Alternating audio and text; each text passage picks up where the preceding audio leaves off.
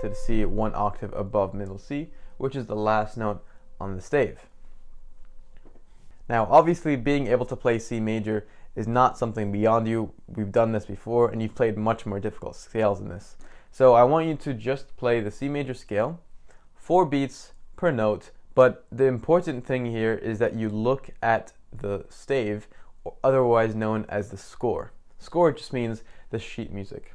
Since you already know C major and you're comfortable with it, we're going to go quickly. So I'm going to count 1, 2, 3, 4, 1, 2, 3, 4 for each note, remembering each note will be 4 beats. Very important here that you are looking at the stave. You can obviously check your fingers when you have to transition for your thumb and so on, but it's important that you start associating the stave differences to the piano differences. So here's the example.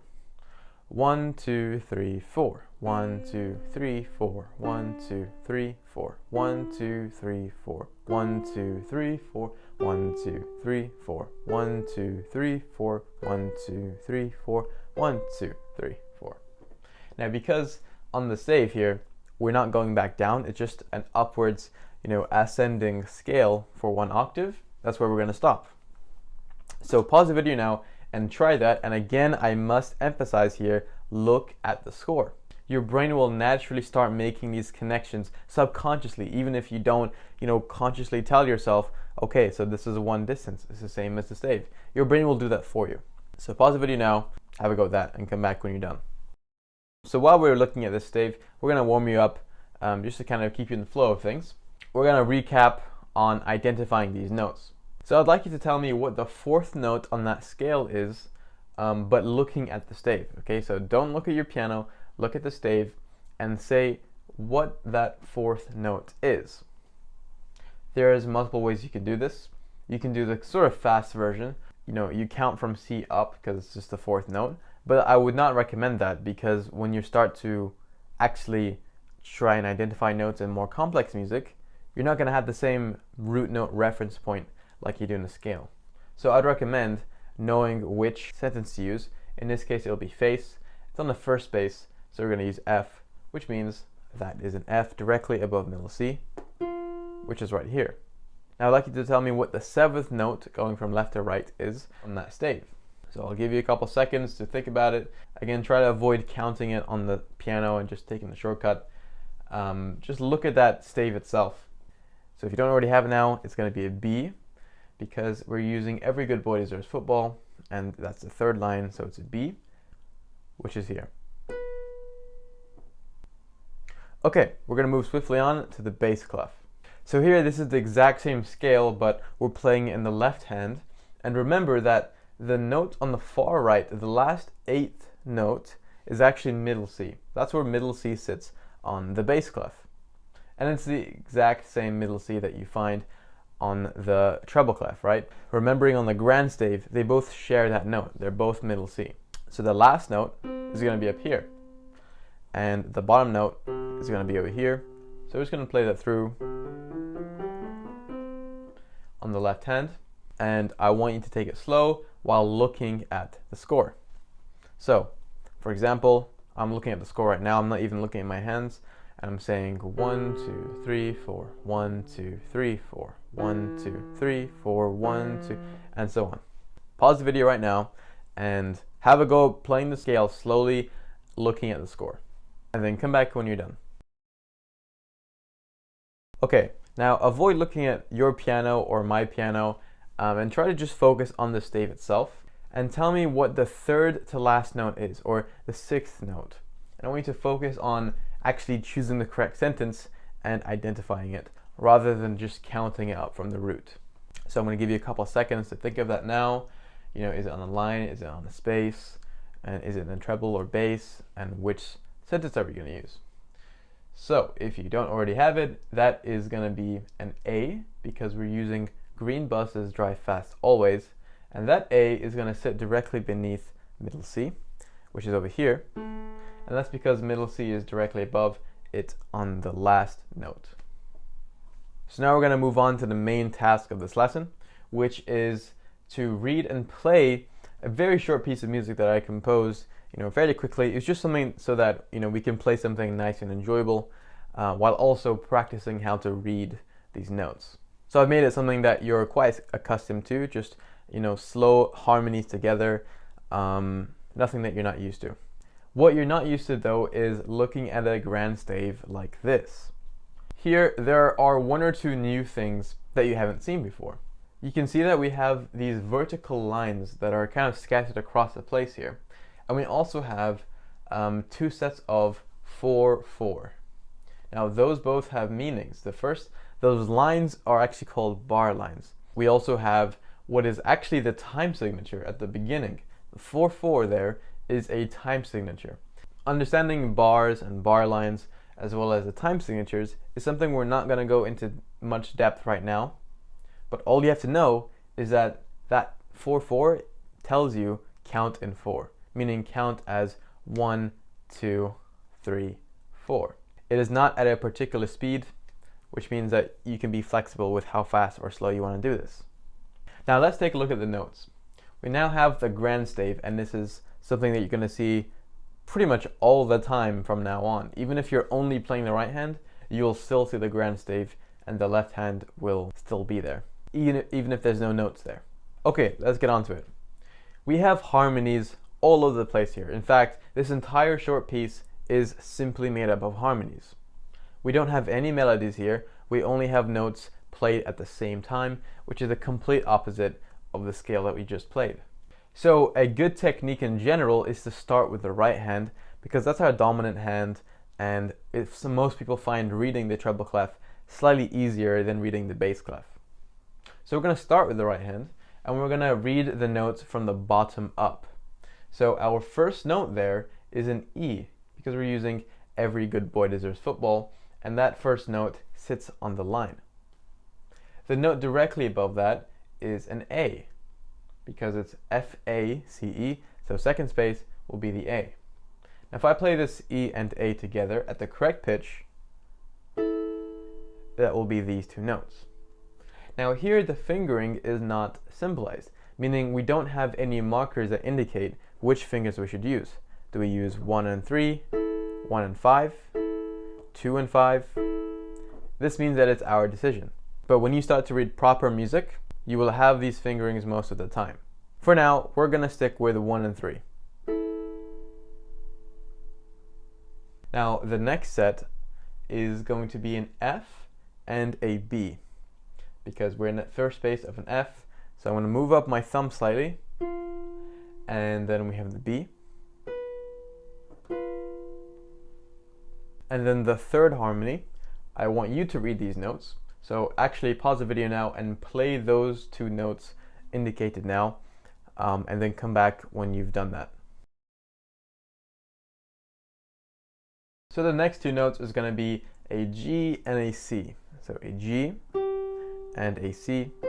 I'm again just sticking with that 1 and 3 fingering per harmony. So playing those at the same time. And the last one is going to be an A and an E. So an A and an E. This one I'm going to use 1 and 5.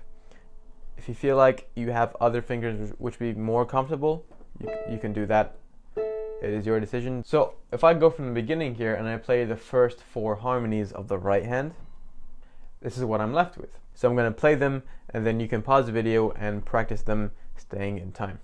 1, 2, 3, 4. 1, 2, 3, 4. 1, 2, 3, 4. 1, 2, 3, 4. 1, 2, 3, 4. So now looking at the bass clef, most people tend to read notes from the top up because they find the top note is usually within the stave and is easier to read, and other people prefer, like me, to read from the bottom up. So this is completely your decision. But for the sake of this example, I'm going to start with the bottom first. So we can see that our first note at the very bottom is actually sitting just outside of the stave. So that means we just go to the lowest note and start counting down. So the lowest note is going to be G because of green buses. So that G is going to be down here. And I'm going to count 1 note down. So it's an F. Because it's our lowest note, I'm going to put my pinky there. Now if I look at what the note above that is, green buses drive fast, always. Now it's going to be an F because it's F for fast, meaning that this is going to be an octave chord here. Now you can see in our next pair that actually both notes go up by one note or one tone. So I could just move my two Fs here up by one. Or just to be on the safe side, you can read them. So on the bottom note we have a G for green buses, and then the top space is going to be all cows eat grass. So that's also going to be a G. So that's confirming they are both G. And our next note, we're also going up by one note. And our next one is interesting because although we're using a C for all cows on the bottom end, the middle C on the top is actually notated within the treble clef. But that's okay because although visually it looks like, you know, we're not playing this in our left hand and it's actually in the treble clef, we know that that middle C in the treble is the same middle C over here. It's the same note, even though it looks like it's way up there. You might be asking yourself, well, why do they put the middle C directly in between, you know, straight halfway in between those two clefs to make it easier to see? Well, that's because you find other information written in this space and it would kind of get in the way of that. So just know that that fourth chord in our left hand is going to be a C octave with our top thumb on middle C. So to recap, 1, 2, 3, 4, 1, 2, 3, 4, 1, 2, 3, 4, 1, 2, 3, 4. And our right hand to recap is 1, 2, 3, 4, 1, 2, 3, 4, 1, 2, 3, 4, 1, 2, 3, 4. Remembering to change to 1, 5 on the A and C because now the gap distance between the notes is slightly bigger. So both of them at the same time, this is what it's going to sound like. 3, 4, 1, 2, 3, 4, 1, 2, 3, 4, 1, 2, 3, 4, 1, 2, 3, 4. Okay, so try putting that together yourself, pause the video, and if you want, you can play along to what I just played and try to stay in time. Or if you want to go slower, you can do that on your own as well. Okay, so hopefully you've put those two together and you're confident with that. And as always, make sure that you go very slow and step by step so that you're setting yourself up for a more easy practice. You know, don't just try to go all of a sudden, because you might just jump across, you might get the note wrong, you might feel frustrated, and you continuously getting the note wrong. It's a very, you know, common and easy feeling to feel when you're practicing in that way. So for that reason, if you're not yet comfortable playing those 4 things that we just did, then I would go slower. I'll take it more step by step and just take it one harmony at a time. So once you're very comfortable in the right hand, you can even memorize the pattern itself. Then you put the left hand with it.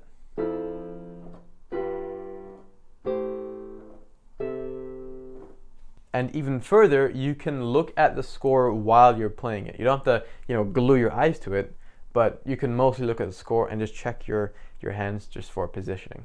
So we've done 4 of these harmonies and we have another 4 to do, and that's actually going to be your task. Since you now know the formula for identifying these notes, I'm going to have a go at doing it. And I've intentionally not played these so far so that you don't have any clue to what it's going to sound like. I want you to genuinely actually read this and practice it to test yourself. I would not just skip out on this and then wait until I just show you. I would actually have a go at this because we're just going to go further and further to the next level from now. So really just try. If you don't get it right, that's fine. As long as you've tried, you're still making progress.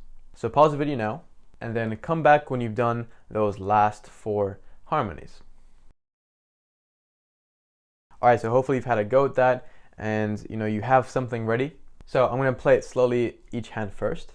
So the first harmony, the first new harmony, which is the fifth one, is the same as the first one. So it's going to be an E and then an A. Now I'm using 1 and 3 here, but you can use whatever you feel like is most comfortable. Then it goes to a G and a B. So I can use actually a 3 and 5 here, because it leads kind of nicely from the 1 and 3, which actually I can change to a 1 and 4, because then it fits very nicely with the next chord. And then the second to last one is an E and G, and the final one is a D and F sharp. So pay attention to where that sharp is to signify it's with the D. See how it's level with it? The sharp there doesn't mean on both, it means on the one that it's level with. So the sharp is clearly on the space, and so is that F. Therefore it's an F sharp. So for the left hand, this should be a bit easier. We have an F, then we have a G, and then we go down to D, and then D again. So all together, and again, you can use whatever fingerings you like. 3, 4. 1, 2, 3, 4. 1, 2, 3, 4. 1, 2, 3, 4. 1, 2, 3, 4. So that's what that last part should sound like. So now let's look at what it all sounds like back to the beginning. And this is why I specifically chose to create something from scratch like this, where you don't have fingerings, because unfortunately, just kind of how the nature of how it is, unless you were to buy an official copy of a piano sheet music for a song, some of them don't have any fingerings. And this is a skill actually that you develop almost passively just by experimenting with, what kind of makes sense, which fingerings to use. Sometimes it's because the people who create the sheet music, just random people who just do it by ear, who are very talented, they don't include the fingerings because they might not play piano, as surprising as that sounds. And others do include fingerings. But I want to give you the tools to be able to take those harder sheet musics where you don't have fingerings and how to get around them. Because we actually changed. We moved from initially doing 1 and 3 and going up like this, to then going to 1 and 4, because then it makes more sense to enter this for the next chord. So now I can go back to the start and say, you know what, I'm going to do 1 and 4 instead for all of these, because I don't want to confuse myself with, okay, 1 and 3 this time, and then come back to it 1 and 4.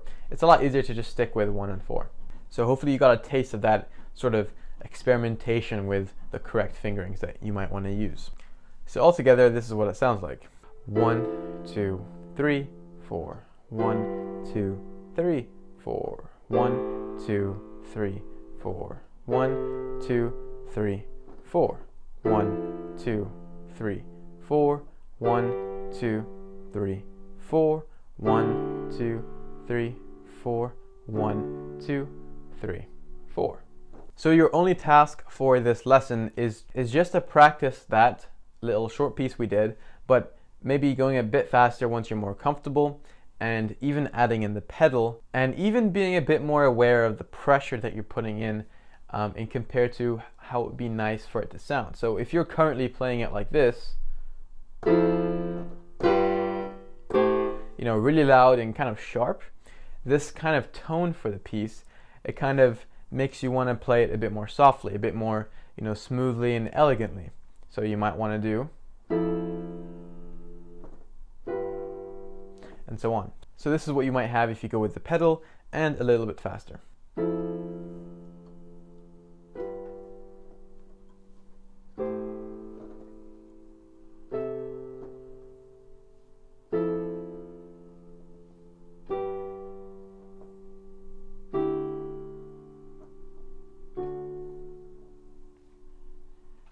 So even at the end there, you might want to, drop it off a little bit, go a bit slower, and be a bit softer on the fingers. Great job this lesson, and I'll see you soon.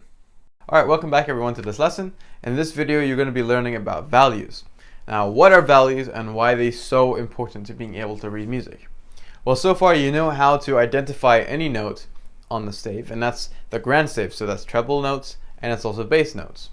But sure, you can say that is a G, you know, I'm playing this G and this B at the same time. You know, we know what the notes are, but how fast are we playing them? Are we holding them down? Are we playing them short or long? You know, how fast are we doing these? Do they have a sense of rhythm? And that's why values are so important, because when you come to read sheet music, you're going to see different symbols that equate to different values. It means that for this particular symbol, you hold it down for much longer than another symbol. So in this lesson, you're going to learn about these symbols, and by the end of this lesson, you're going to be able to integrate all this information about values, and you're going to be able to put that with identifying notes. And then from there, you're going to be very, very close to being able to read pretty much all of music, because there's not that much else to cover in terms of the fundamentals on how sheet music works. So I'm going to start off by drawing here one of the most common symbols that you have probably seen, even if you have absolutely no musical experience, and that is this one here. So I'm going to draw it quite large so you can see it clearly. So we have a full circle and a line that goes up. So this symbol, there are three components that you're going to see in common with not just this symbol, but the other symbol that you're going to be seeing too. You have the head, which is going to be this circle here. You're going to see that this one is obviously filled out. Then we have the stem, and that is this vertical line. Okay, we don't call this, you know, the line. We don't call this like a tail. We call it the stem. Okay. Then you have the tail, which is actually not present on this particular symbol, but you're going to see it on the next symbol. So this one here actually means a crotchet, and that is worth 1 beat. So whenever you see this symbol, which is called a crotchet, it means you're holding that note down for 1 beat. So I just want to point out here that these names that I'm going to be writing out here are going to be following the English system, okay? Now, the American system follows a very different way of naming these. They have very different names. I'm not going to mention them or bring them up in this lesson, but if you do happen to want the American names, I will give you those just in case you happen to be working with American musicians or at an American school or whatever. Now, the next one is actually very similar. And we have our full circle, we have our stem, but we have the tail, okay? So we have the head, which is also filled out here. We have the stem and the tail. The little flick on the end is the tail. Again, not to be confused for the stem. Now, this is called a quaver, and it is worth a half beat. Okay, which means it would take 2 quavers to match up to the value of 1 crotchet. Because if a quaver is half, obviously you need 2 halves to make up a whole, which is the 1. So far we have crotchet and we have quaver, very similar, except that we've got this tail which separates them. Now we next have quite a different symbol where it's actually an empty circle with a stem. So the shape is quite similar to the crotchet, but it's an empty circle. Now this has a very different meaning, and it's called a minim, and that's worth 2 beats, right? So every time you see a minim, you're holding that note down for 2 beats. So to quickly integrate this into what we know so far, let's say that we're counting in 4, okay?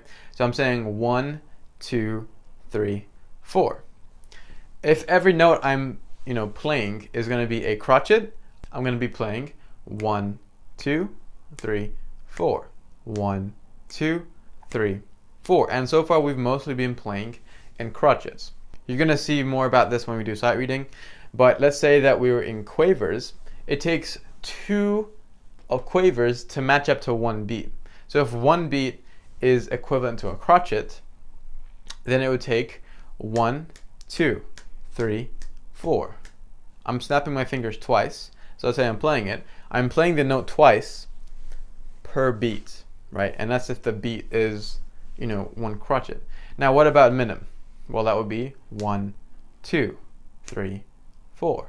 1, 2, 3, 4. Now another symbol that you'll see is actually an empty circle. So very different to any of these so far, except maybe the closest to a minim, because it does not have the stem. Now this has a very different meaning, a semibreve, and that is worth 4 beats. So when you see a semibreve, an empty circle, that is 4 beats. You're never gonna see really like variations of this. It's either that symbol or it's not. Or it's another symbol.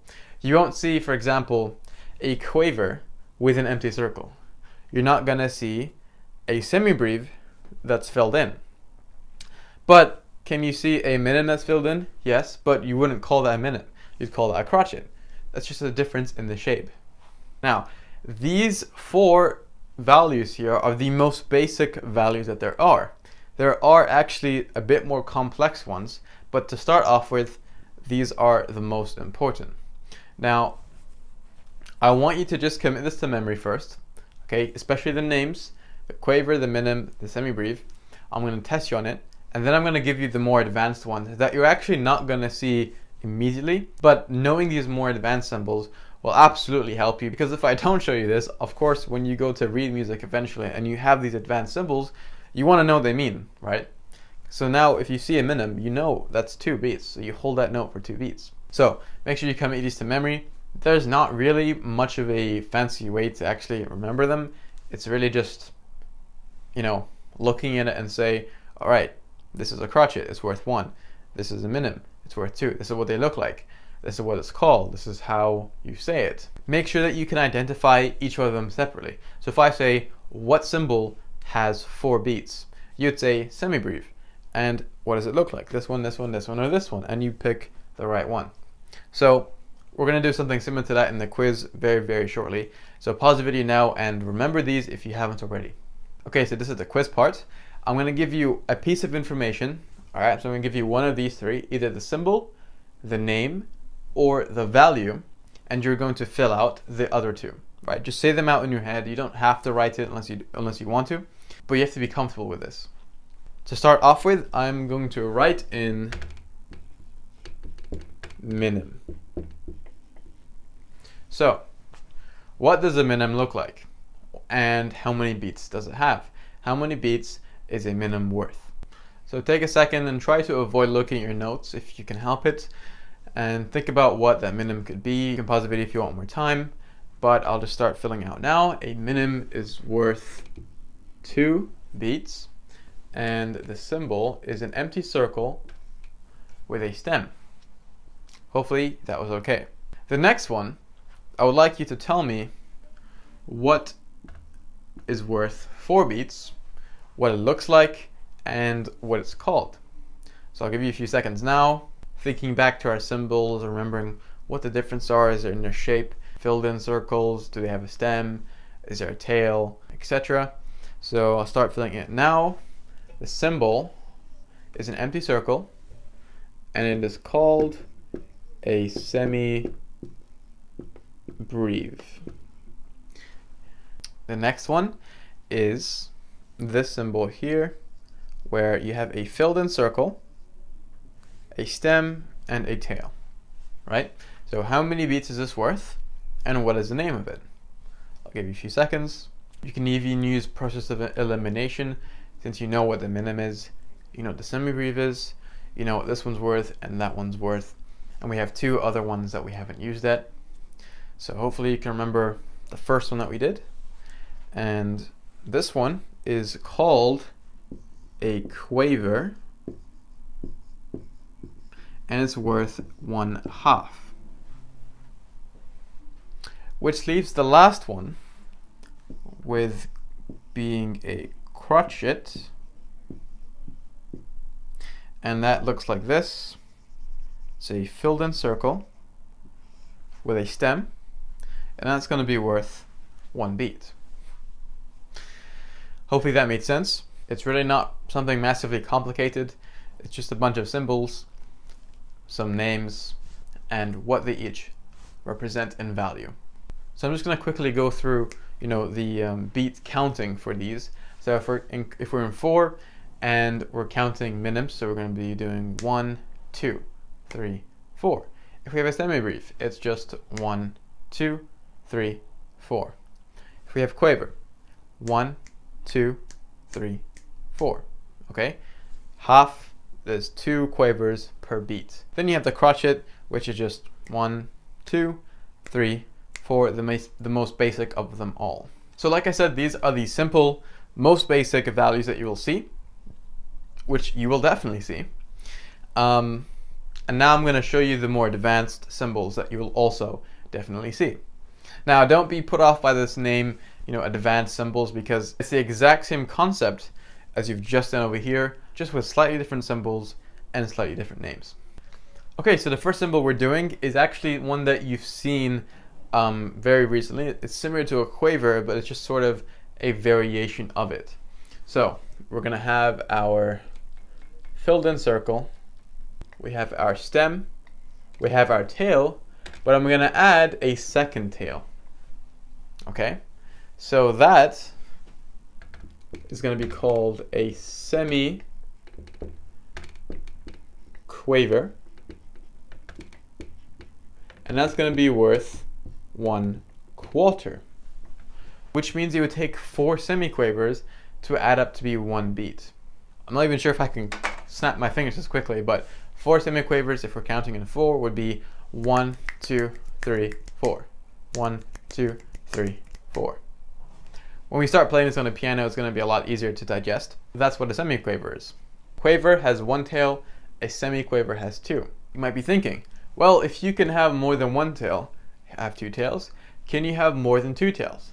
The answer is yes. You can have 3 tails, 4 tails. It doesn't actually happen that often. Seeing semiquavers is actually pretty common, but seeing what's called demi-semiquavers, which has 3 tails, is very, very rare. Like, I would be very surprised if you ever encountered a demi-semiquaver, but that would just be 1/8. So if you haven't caught on already, each tail you add on would half the value of the previous tail. So 1 quaver, which is a tail, would be half. Semiquaver, add a tail, 1/4. Next would be 1/8. Next would be 1/16. But don't worry about that at all. Semiquavers is really the fastest that you're going to realistically see. The next one is actually interesting because it's not tied to a particular shape. So for this example, I'm going to draw in our full note, our stem. So that is our crotchet. Now, I'm actually going to draw a little dot on the side. Okay. This is called a dotted note. All right. Dotted note. Now, explanation here is going to be a bit lengthy, but essentially a dotted note means you take the original value of the note it's tied to. In this case, it's a crotchet worth 1 beat. You half it, and then you add to the original. Okay? So, dotted note. It's a dotted crotchet here, right? Crotchet is worth 1 beat. Half of 1 beat is a half. So this would be 1.5 because I'm adding half of the beats. Well, what if I had a semi-brief with a dot? Well, you take 4, you half it, so you have 2, and you add that to the original value. So 4 plus 2 would be 6. So that would be worth 6 beats. Very rare that you'll find this, but this is a lot more common. You can technically add this dot to any form of note. You can even add it to a semiquaver, where you half it and you add it to the original. So I'm going to add that definition here. So a dotted note, write down here that for a dotted note, you half the original and then you add it on. Now I have drawn in a dotted crotchet because that's the most common form of a dotted note that you will see. You might also actually find a dotted minim.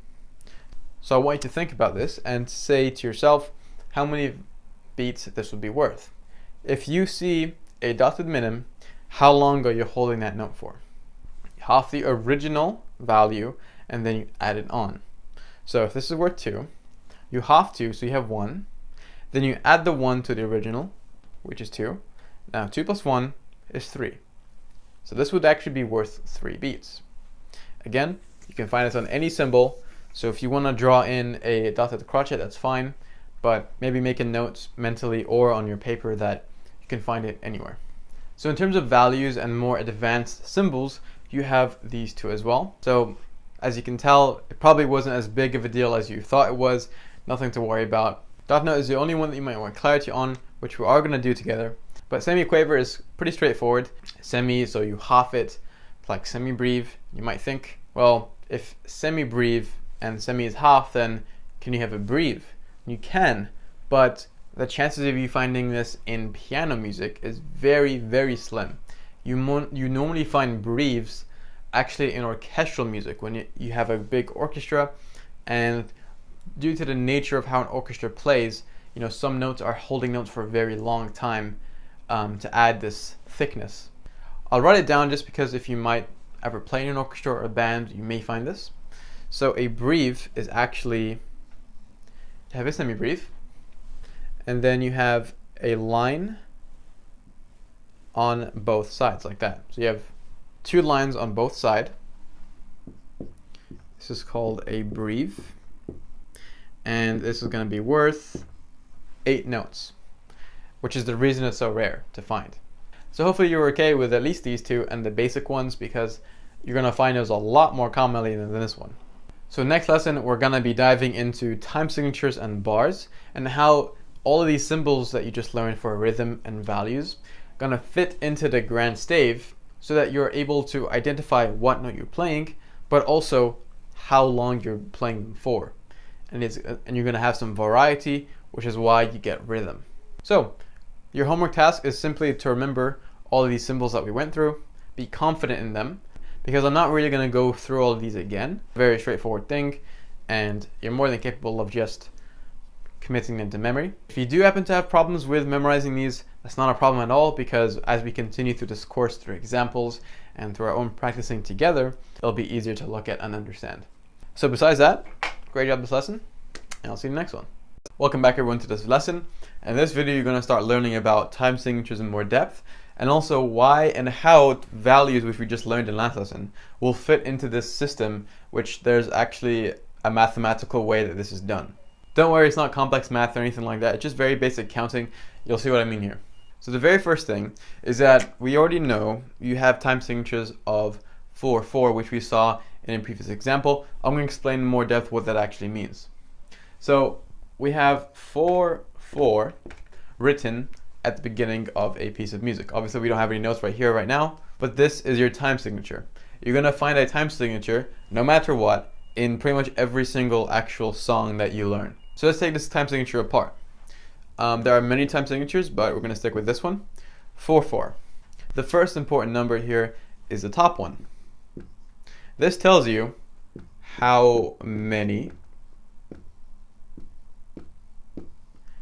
beats. So time signature is talking about beats, okay? So the top number tells us how many times are we counting per bar. Now we're going to explore what bars are in just a second, but the bottom number tells you the type.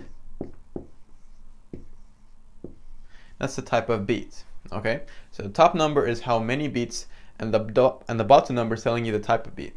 Okay, so let's look at the type of numbers that you can find in the bottom of this sort of fraction shape. So the first type is you have 2, and that's going to be describing a minim, okay?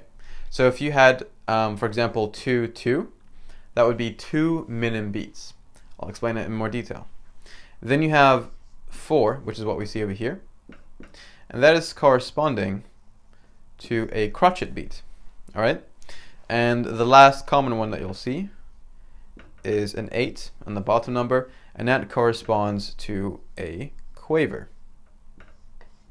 So these are figures that you just have to remember. It's very, very easy. 2 in the bottom number will refer to a minim. You have 4, which is crotchet, 8 is a quaver. Now let's look at examples of time signatures that you might find. Let's first start with this 4/4. This means that you're going to count 4 of crotchet beats. Okay, 4 crotchet beats.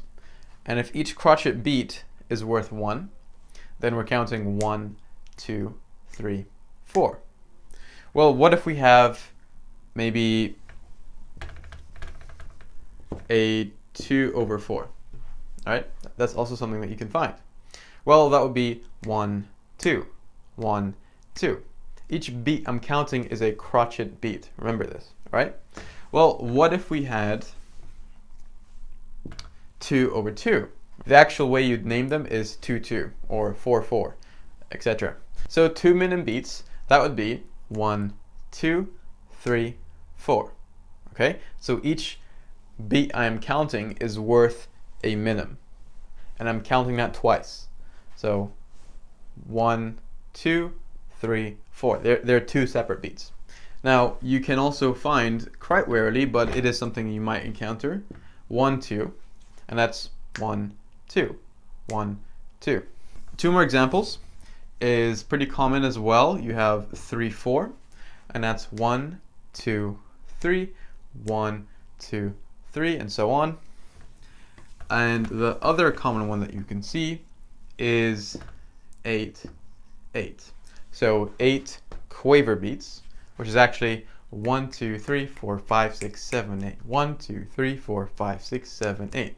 Now let's explore what this is actually referring to, because now we can say, all right, we have 4 crotchet beats, but what does that have anything to do with the music itself besides how to count it? This is where bars come in. So I'm going to draw what's called a bar line, and here we have a space. This is called the bar. Now if I have another bar here, this is also a bar. So far we have 2 bars, down space to continue there, but we have 2 bars here. When your time signature is 4, 4, it's telling you that you cannot exceed 4 beats per bar, okay? Now here's where your values information comes in. If we had a semi-brief, okay, and a bar, and that's on an A, it's telling you here, play an A for 4 beats. This would be musically legal, okay? There's nothing wrong with this. This is perfectly fine. Let's go into our second bar, and let's say we had a minim, so far we have 2 beats. Now, a rule of time signature is not only that you have to not exceed 4 beats, but you also can't be any lower than 4 beats. Okay, you must stick to this time signature. Now, can you have empty spaces where you're not playing a note? Of course, those are called rests, which I'll teach you later on. But for now, let's say we have 2 minims. Each minim is worth 2 beats. This means this is correct, okay? But what if this minim was actually a crotchet? We have 1, 2, 3 beats in total in this bar. That would be transgressing this time signature rule, which means there has to be another beat somewhere, which is why you cannot ever find this. If I added, for example,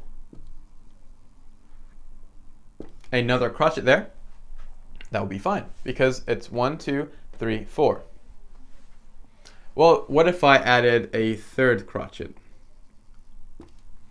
This would be wrong, because you're exceeding the 4 beats. We have 1, 2, 3, 4, 5. So you can't have that. Well, that means this crotchet would either have to be removed, or the bar line would have to shift over. So if I actually remove this bar line here, and I can draw in here, and just continue these on, that would be fine, because now this is in the following bar, and maybe I can have a dotted minim. A dotted minim in this case would be fine, because we have 1, 2, 3, 4. Remember that a dotted minim would be worth 3, because the dot next to it tells us we half the minim and then add it on to what the minim is originally worth, which would be 1 plus 2. Let's say we did not have that extra section and we only had these 2 bars, and that was the end of the piece.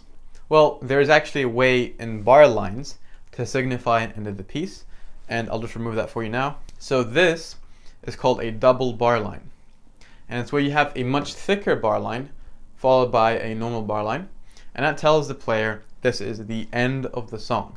Now just keep in mind that I'm keeping all my notes on A right here just for simplicity's sake, but obviously it does not matter where these notes are, but this is generally how the mathematical system of bars work. Now let's give this a practice for a second, and then we'll move on.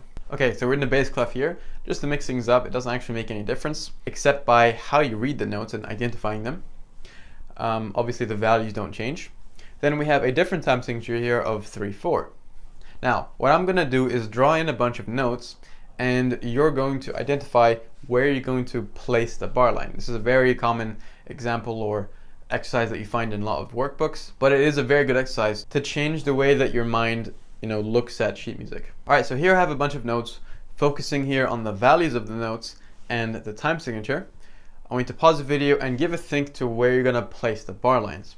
And remember, the only purpose of these bar lines is to act as sort of gates to create a space of a bar. And in that bar is where we conform to the time signature. So just pause the video and think about what your answers are, and then come back when you're ready and I'll show you what they are. Okay, so the first thing we're going to do is count we have in 3/4. So we have 3 beats to work with per bar. 1, 2, 3. I cannot have any more than that in a bar, so I'm going to draw a bar line here. 1, 2, 3, because the dotted minim is worth 3 beats, because 1 plus 2, so we're going to add a bar line there, and we have 1, 2, 3. I can add a bar line there as well. So this would be musically correct. The reason we're doing this exercise is because once you start looking at actual sheet music, you're no longer looking at it in the same frame of mind as, okay, I can understand kind of what it's asking me to do. It goes from that point to, I understand why it's notated like this, how it's notated, exactly what it's asking me to do, and I have no problems with that. Because now you're understanding the mechanics of how sheet music is actually working here. So that is how time signatures and bar lines work. Now, when it comes to notation, you're going to find some differences in how things appear. There's not actually any difference in how you play it, it's simply how they appear, and it's a very common misconception that beginners have. The first thing, bar lines in no way do they change how you play the music. It is simply there for a visual cue so that you can follow the music more easily and that there's a mathematical system it follows. It doesn't mean that you stop here, it doesn't mean that you slow down, it doesn't mean you speed up or anything like that. It is just to keep things more organized. So make sure that when we start to play things together with bar lines, that you're not getting confused like that. I've intentionally kept my notes beneath this middle line because you find the change when you go over it. So when you have a note that has a stem, if you go over this middle line, the stem goes down. So I'll show you what that looks like. So this crotchet and this minim both have stems, and because we're past this middle line, we're going to put those stems down.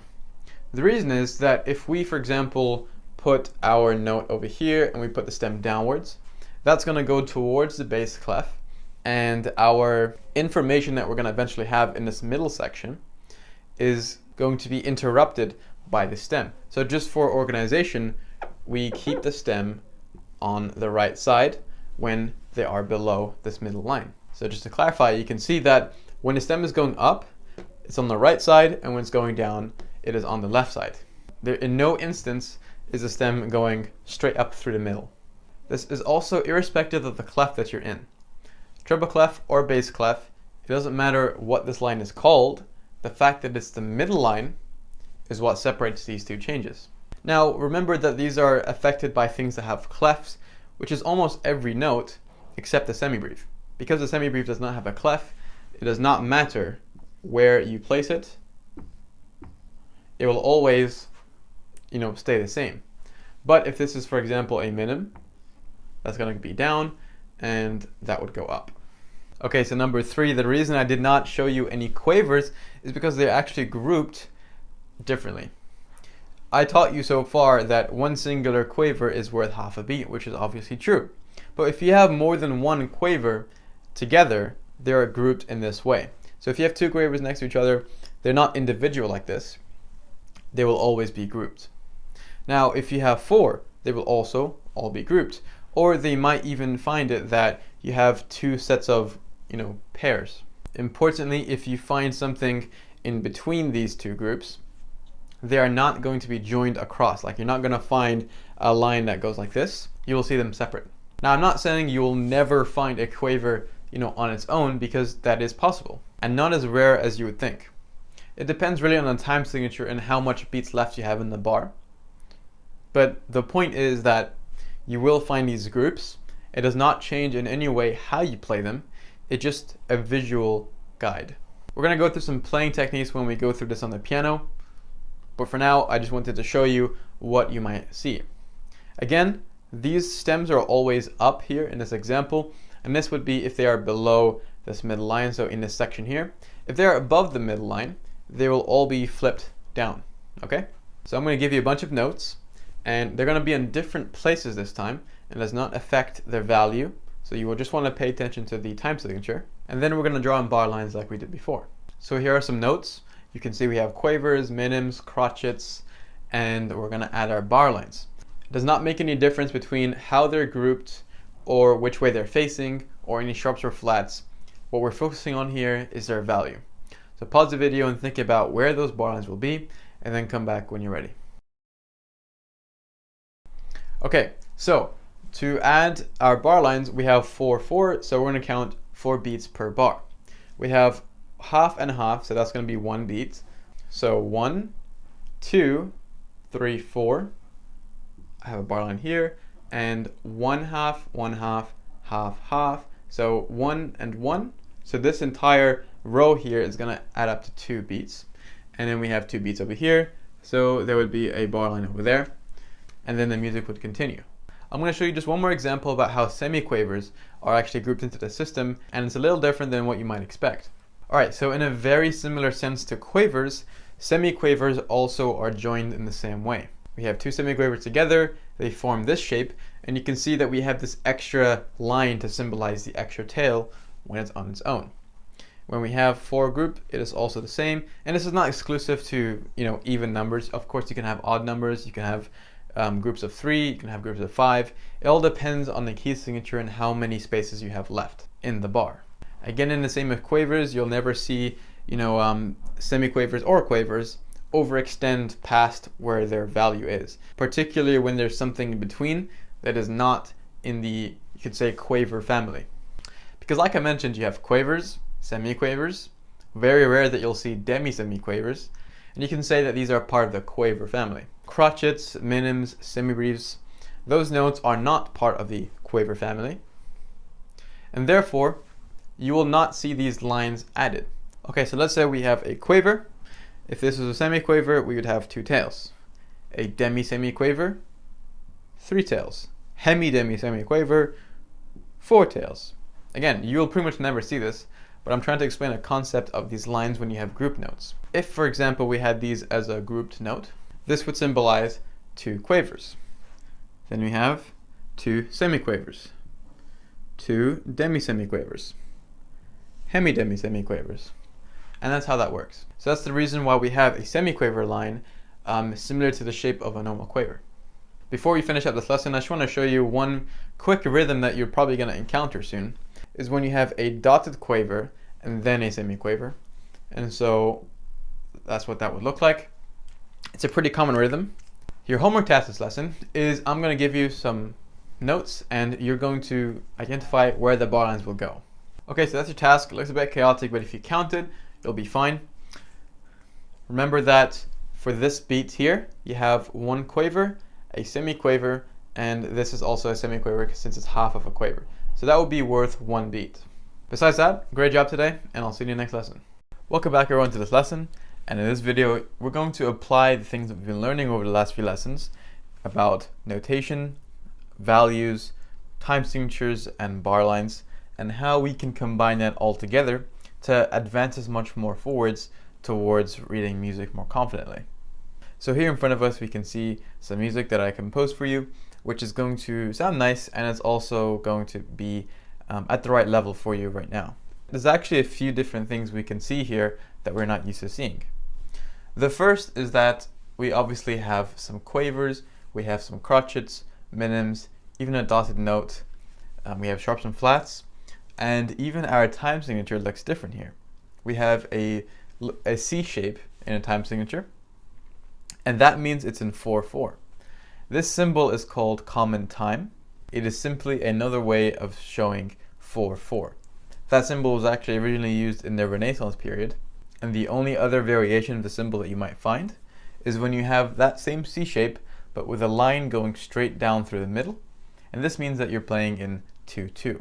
So when we look at a new piece of music to start learning, we want to pay attention to a couple things.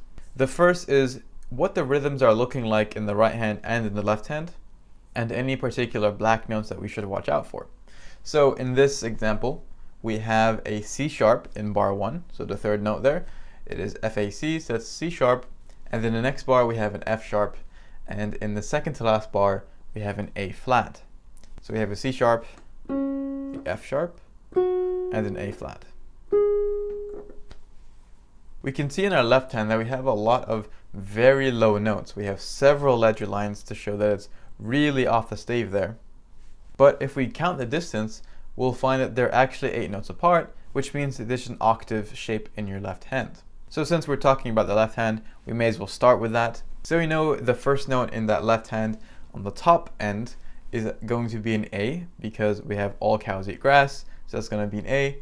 And since there is a C in the space directly above that, we know that the A is going to be down here, because the C is directly above it, which means that it's an octave below middle C, which is in that position which we know. So it's going to be this A. We're playing it with our thumb, and you can even count down from that note all the way down. So 1, 2, 3, 4, 5, 6, 7, 8, meaning that we're playing it in our octave shape.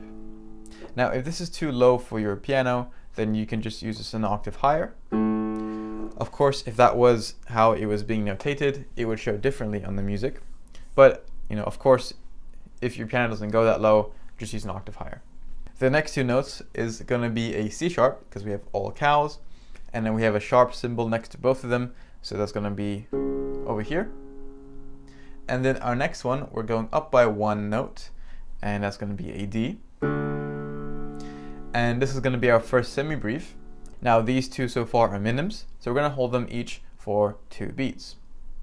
Remembering that our time signature is 4/4, we would count it as 1, 2, 3, 4. And our next note is a semi-breve on an octave D, 2, 3, 4. So we have the first half of the left hand down. If you were doing this yourself, you would have the option of doing, a good chunk of the right hand first, or a good chunk of the left hand first, and then learn the other hand and try and put them together. We're going to go through together a lot more specific techniques on how to tackle reading sheet music step by step in a later lesson, but for now, let's take a look at the right hand. We have an A that is above middle C, so that's going to be over here. And you can see we have a small 1 directly above it.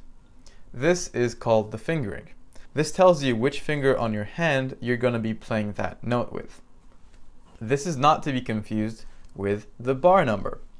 You can see on the very left hand side above the treble clef we have also number 1. This is telling us what bar number this is, just to make things easier to how we count it. That first bar will be bar 1, and then 2, then 3, and then 4. So we have a 4-bar piece over here. So I'm going to play that A with a 1, and I can count that that's going to be a B in our next note, but I don't have to count it, every good boys, because I know that's simply one note directly above it. There's nothing else it could be, there's nothing in between, so it has to be a B.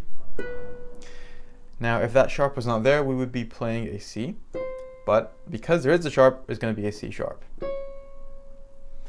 And our next note is the D, and we're playing that with a 1 because of the fingering that's instructing us to do that, so we're going to switch our thumb over. And then naturally we would continue on the E with our second. That's going to be for a crotchet's worth, so 1 beat, and then back down to a D for 1 beat. So altogether our notes, without really looking at our value right now, it's going to be an A, a B, a C sharp,